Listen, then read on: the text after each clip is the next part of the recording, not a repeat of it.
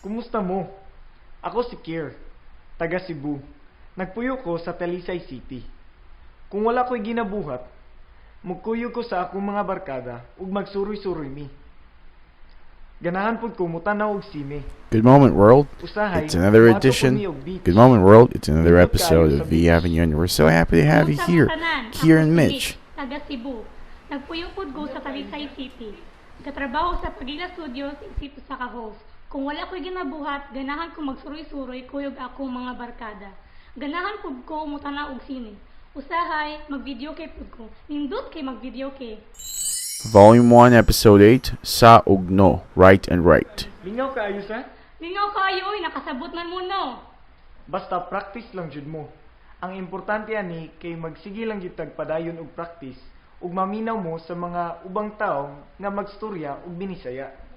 Aron makuha ra siyang utok ang impormasyon ug maanad mo og paminaw sa mga tawo nga nagistorya og binisaya. Magkita-kita ta balik ari lang sa V Avenue. Magbinisaya ta. Okay, so you guys have been wondering what Kier and Mitch have been saying, and at the end of the episode, they always say this. Lingaw kaayo sa? Lingaw kayo, nakasabot man mo no. Basta practice lang jud mo. Ang importante ani kay magsige lang jud tag padayon og practice ug maminaw mo sa mga ubang tawo nga magstorya og binisaya. Aron makuha ra siyang utok ang impormasyon ug maanad mo og paminaw sa mga tawo nga nagistorya og binisaya. Magkita-kita ta balik ari lang sa V Avenue. Magbinisaya ta. Sabto na to ang pasabot ani. This means we're going to understand what this means. Lingaw kaayo sa? Lingaw kaayo sa? Lingaw kaayo sa? Lingaw kaayo sa? Lingaw kaayo sa? Lingaw means fun. Kaayo means very. Sa means right or isn't it? So when you say lingaw kaayo sa, this means it's fun, isn't it? Lingaw kaayo sa? Lingaw kayo, nakasabot man mo no. Lingaw kayo, nakasabot man mo no. Lingaw kayo, nakasabot man mo no. Lingaw kayo, nakasabot man mo no. So lingaw kaayo uy, it means like it was very fun. When you say uy, it's like hey or right. It's more of it's just like an emotion when you say lingaw kayo uy, nindot kayo uy. And then we have nakasabot man mo no. It means you guys understand, right? So here we have sa and no. Sa means right or isn't it? And it's the same as no. It's like actually influenced from Spanish, from it's like actually from the Spanish language when you say no. Well, we all know that the Philippines was conquered by Spain for hundreds of years, right? So it's like that. Sa is the same as no. So you can say lingaw kayo sa, lingaw kayo no. It's the same. Got it? Lingaw kaayo sa? Lingaw kayo, nakasabot man mo no. Lingaw kaayo sa? Lingaw kayo, nakasabot man mo no. Lingaw kaayo sa? Lingaw kayo, nakasabot man mo no. Lingaw kaayo no. Lingaw kayo no. Lingaw kayo sa. Lingaw kayo sa. So lingaw kayo no and lingaw kayo sa are the same. Okay, now we have here some examples. I'm going to give you some examples on how to use lingaw kayo. We have lingaw kaayo, magdula o computer. Magdula means to play. This is really Visayan, okay? But you can also say mag-computer. If you remember in our previous episode, you can mix the mag with an English word and it makes it a verb. So lingaw kaayo mag-computer.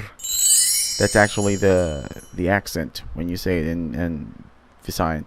So we have here lingaw kaayo mag-English. This means it's fun to speak English. Okay? Lingaw kaayo mag-English sa. So it means it's fun to speak English, right? Lingaw kaayo mag-English sa. Then you can also say, lingaw kaayo mag-English no. Lingaw kaayo mag-English no. Lingaw kaayo sa? Lingaw kayo, oy, nakasabot man mo no. Padayon ta? Sige. So Mitch and Kiara are going to be helping us with some more examples. Okay, so we have here, lingaw kaayo ang salida. Ang salida means the movie. So ang, in this situation, it represents the in English. Salida means movie or program. A TV program, a TV drama. So, lingaw kaayo ang salida. Then you make it, lingaw kaayo ang salida sa. So it means the program or the movie is fun or was fun, right? Or lingaw kaayo ang salida no. Got it? Nakasabot mo? Dalira kayo no. Lingaw kaayo ang istorya. Lingaw kaayo ang istorya. Ang istorya, remember ang? Okay? Ang istorya means story. So when you say lingaw kaayo ang istorya sa, it means the story was fun, right? Lingaw kaayo ang istorya no. So it's the same. Nakasabot mo? Dalira kayo no. Lingaw kaayo tawhana. Now in this case, tawhana means a person.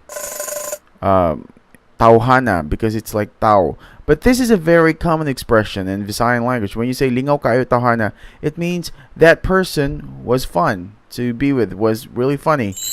Tawhana, in this situation, it represents like lalaki or man or dude, guy. It's not really babaye. Babaye is a woman, but when you say tawhana, is like it's a person. But in this expression, it doesn't mean a woman. It's always a guy or a funny guy. So when you say lingaw kay tawhana, it means it's a funny guy. If you want to say she's a funny girl, so you say lingaw kaayo bayhana. Lingaw kaayo bayhana. Because it's, take a look at this one. It's babaye, which means woman. It's like bayhana if you use it in that expression. Nakasabot mo? Dalira kayo no. Kamo na pod. Sulayin ninyo, dalira kayo. Lingaw kaayo. Lingaw kaayo. Remember that, okay? It means very fun. Lingaw kaayo. Lingaw kaayo. You can use it anytime, anywhere. If you find something amusing, then you can say lingaw kaayo. Then don't forget sa and no. They're the same. Lingaw kaayo sa. Lingaw kaayo no. Nakasabot mo? Dalira kayo no. Padayon ta? Sige. Lingaw kaayo sa? Lingaw kayo, oy, nakasabot man mo no. Basta practice lang jud mo. Basta practice lang jud mo. Basta practice lang jud mo. Basta practice lang jud mo. Basta practice lang jud mo. Basta practice lang jud mo. This means just practice. So we often hear Kier saying this in the closing part of the program of V Avenue. So when you say basta, it means just. Practice is actually practice, but since it's Visayan, we spell it like this. Lang also means just or only. Jud mo. Jud means really, so mo is you guys. Nakasabot mo? Dalira kayo no. Kamo na pod. Sulayin ninyo, dalira kayo. So you guys say it. Basta practice lang jud mo. So in English, Visayan, if you're learning something, practice. Basta practice lang jud mo. So I'll give you some examples like this one. Basta magkugi lang gyud sa trabaho. Magkugi means to work hard. Basta magkugi lang jud sa trabaho.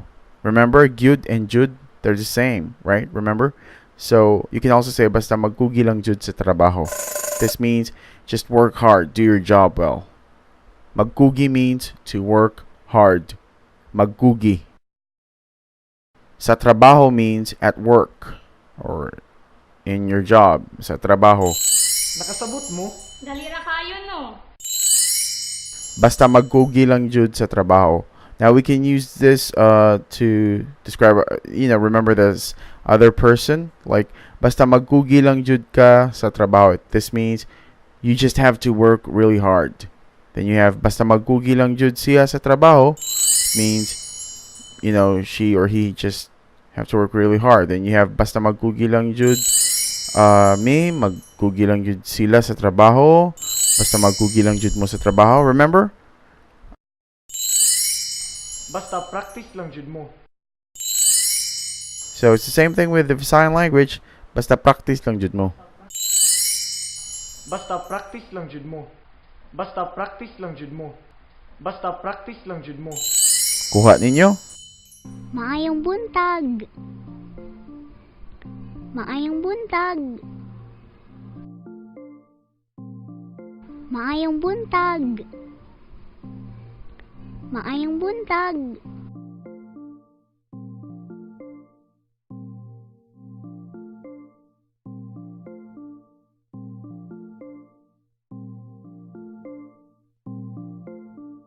Maayong buntag.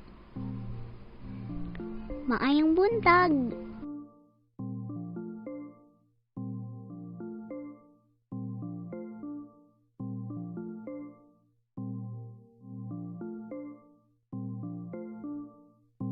Maayong buntag.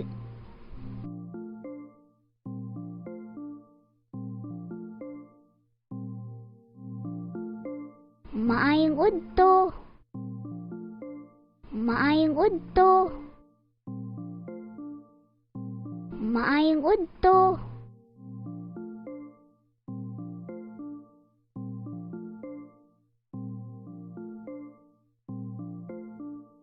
Maayong hapon. Maayong hapon. Maayong hapon.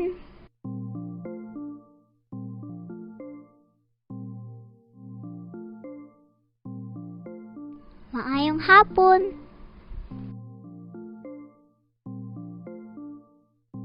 Maayong hapon. Maayong hapon.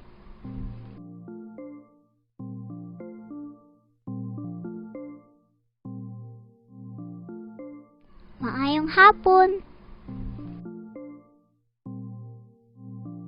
Maayong hapon.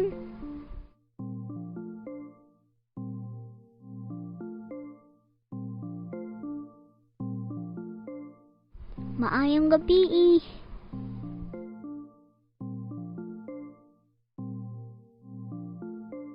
Maayong gabi.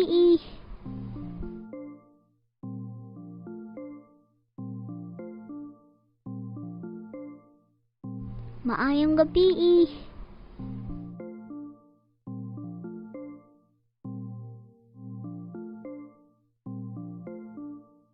Maayong gabi.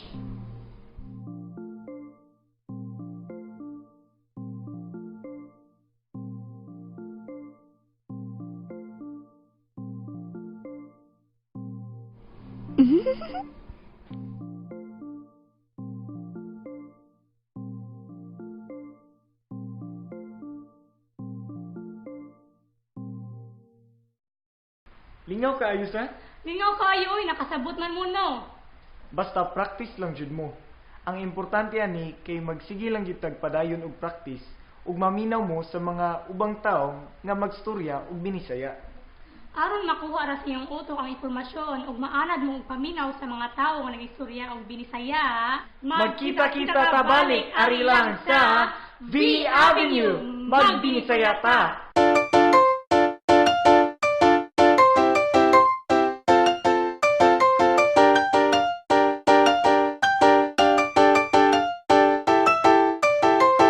For more information, you may like us on Facebook. Just simply go to facebook.com/Visayan Avenue. Thank you so much for joining us today.